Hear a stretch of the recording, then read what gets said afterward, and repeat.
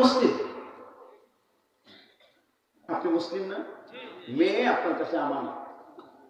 আপনি যে মেয়েটাকে স্কুলে ভর্তি করলেন, মেয়েটা স্কুলে পিটি করছে, লেফট রাইট, ছেলেরা দেখেন এগুলো, মুহূর্তে মুহূর্তে কবিরা গুনাহ আপনার আমলনামায় লেখা হচ্ছে। এই পৃথিবী অনেক কঠিন। আপনার মেয়ে আপনার কাছে ছোট, আপনার 11 বছরের মেয়েটা আপনার কাছে ছোট, কিন্তু ধর্ষকের কাছে ছোট না। আপনি মনে রাখবেন এটা।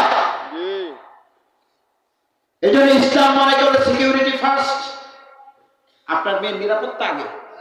মেয়ের সতীত্ব যদি আপনার অবহেলার কারণে নষ্ট হয়, হাসরের ময়দানে আপনি আসামি হবেন। সেজন্য আপনাকে চিন্তা করে বাচ্চার শিক্ষা প্রতিষ্ঠান চুজ করতে হবে। ভাইরা, আমার মেয়েকে ছোট সময় পর্দা করিয়ে শেখান।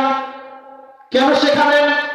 কারণ এই মেয়েরা এসেছে আমাদেরকে জান্নাতে নিতে, আমাদেরকে যেন জাহান্নামে নিয়ে না যায়।